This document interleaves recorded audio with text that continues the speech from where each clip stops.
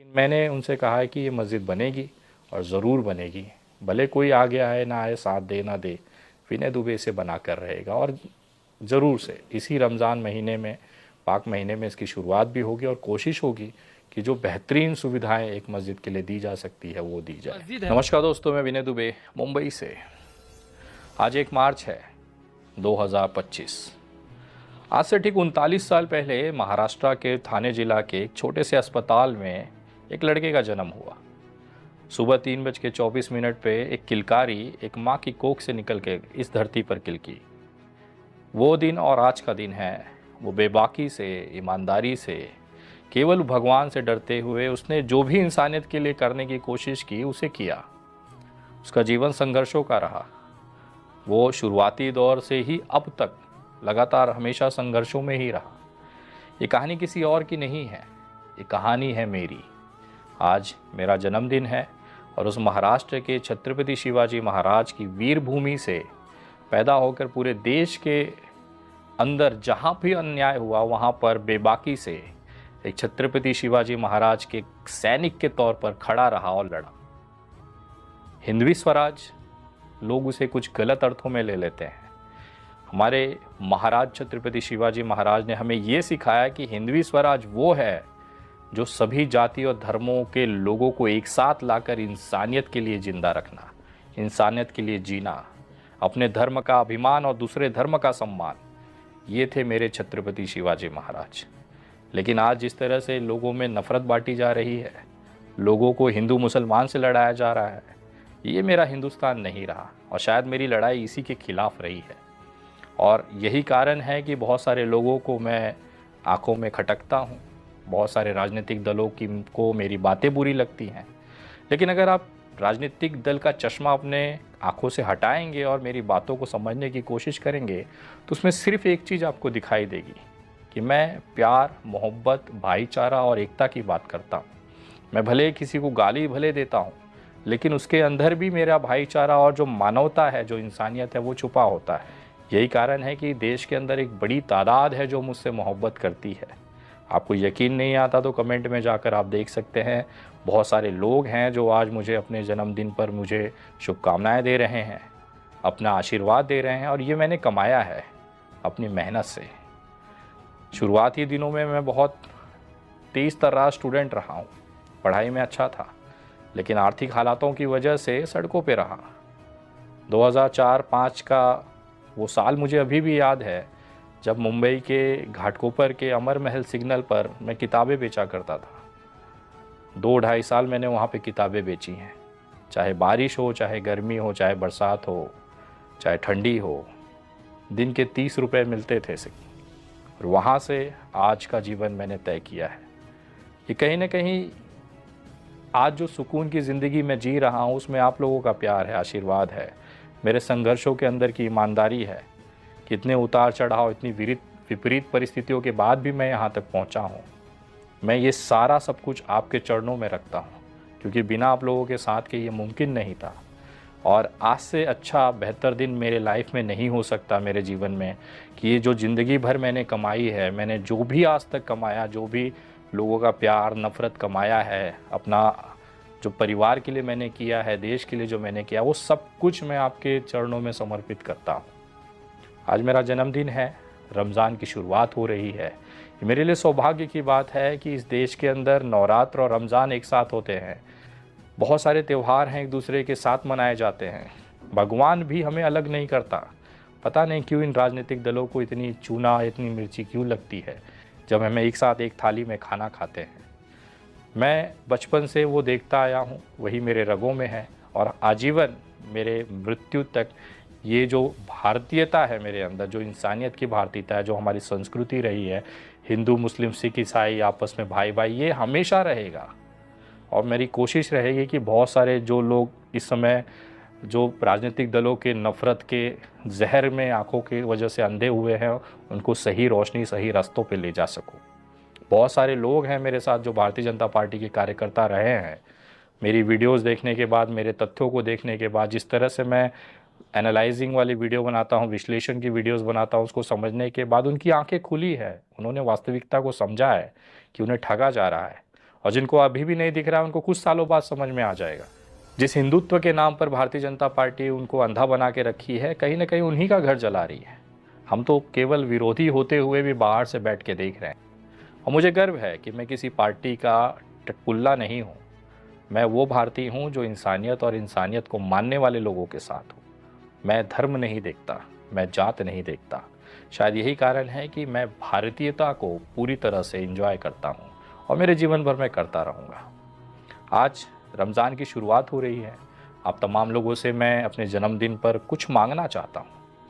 मैं सिर्फ इतना मांगना चाहता हूँ कि इस पूरे रमज़ान, भले आप हिंदू हैं, मुसलमान हैं, किसी भी जाति धर्म से हैं, अपने आसपास उन लोगों को निवाला ज़रूर खिलाइए जो भूखे हैं, जो वास्तविकता में भूखे हैं। इससे केवल वीडियो नहीं बनाना है कि वीडियो दिखाते, राशन देते समय वीडियो बनाइए, खाना खिलाते समय मज़ा नहीं है मेरे दोस्त।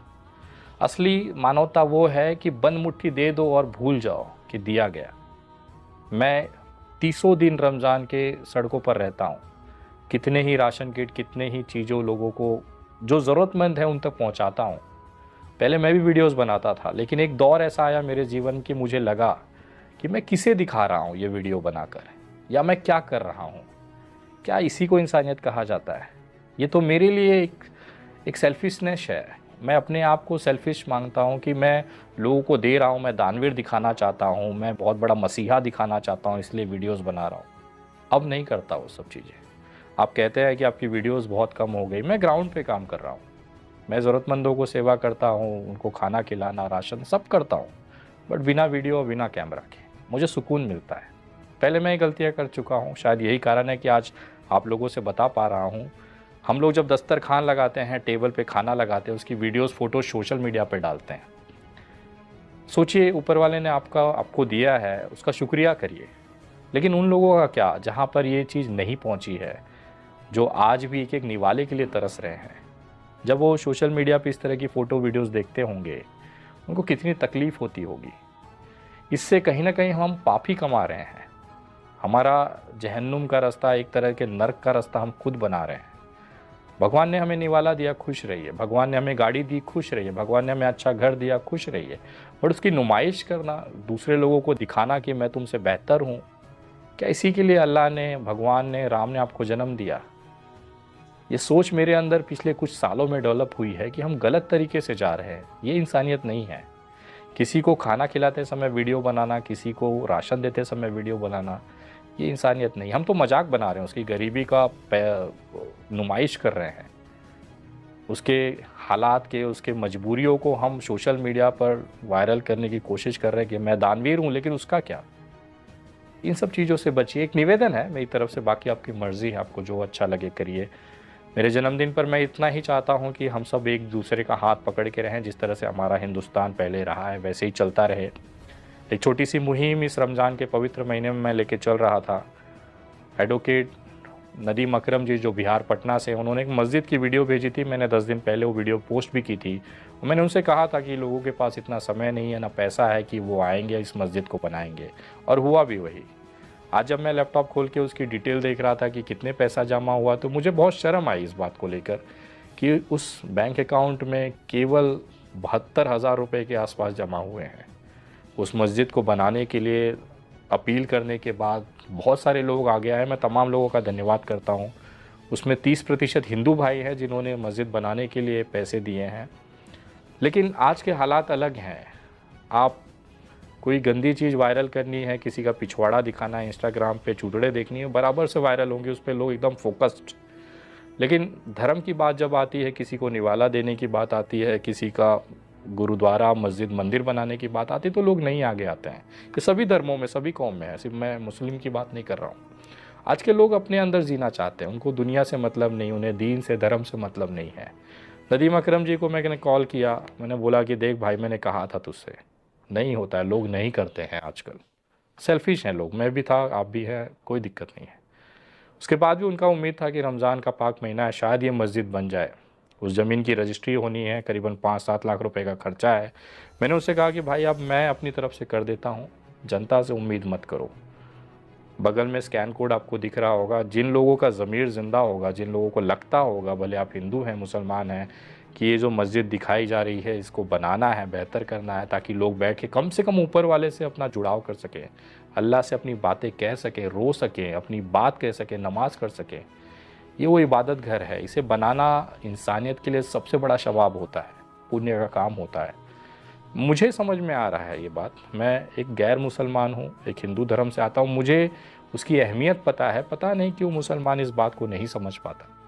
खैर, ये आपका आपसी मसला है। लेकिन मैंने उनसे कहा है कि ये मस्जिद बनेगी और ज़रूर बनेगी, भले कोई आगे आए ना आए, साथ दे ना दे, विनय दुबे इसे बना कर रहेगा। और ज़रूर से इसी रमज़ान महीने में, पाक महीने में इसकी शुरुआत भी होगी और कोशिश होगी कि जो बेहतरीन सुविधाएं एक मस्जिद के लिए दी जा सकती है वो दी जाए। मैंने मुंबई के अंदर मंदिरों का भी निर्माण किया, लेकिन कभी उसकी नुमाइश नहीं की। आज हनुमान का मंदिर है, हनुमान जी का मंदिर है, काली माता का मंदिर है, मुंबई के अंदर बनाए हैं मैंने। हनुमान जयंती पे 50,000 लोगों का भंडारा करवाता हूँ, लेकिन कभी नुमाइश नहीं की। बहुत सारे लोग हिंदू बनने के चक्कर में करते हैं, रील बनाते हैं। मैंने वास्तविकता में मंदिर बनाई है। वहाँ पे आज भी आप जाएंगे, शिलान्यास में नाम लिखा हुआ है। लेकिन इसका ये मतलब नहीं है कि मैं उसे हिंदुत्व को दिखाने के लिए नुमाइश करूँ। मेरा धर्म ये अलाउ नहीं करता। खाना खिलाया, बंद मुट्ठी खिलाया, भूल जाइए। ठीक उसी तरीके से अब ये मस्जिद भी मेरी मुहिम का हिस्सा है। ऊपर वाले ने कभी मुझे नहीं रोका मानवता और इंसानियत के कामों के लिए, तो ये भी नहीं रुकेगा। बट अफसोस इस बात का होता है कि ज़िंदा इंसान आजकल कम होते जा रहे हैं, जो दूसरों के लिए नहीं जी के अपने लिए जी रहे हैं। भाई, मानव तन मिला है, जानवर भी अपने लिए जीता है। हम इंसान हैं, कम से कम दूसरों के लिए कुछ कर जाएं, यही मानव तन है। आज कमेंट ज़रूर करें, आशीर्वाद की अपेक्षा है। मैं आपके शुभ वचनों का इंतज़ार कर रहा हूँ। जय हिंद, जय महाराष्ट्र।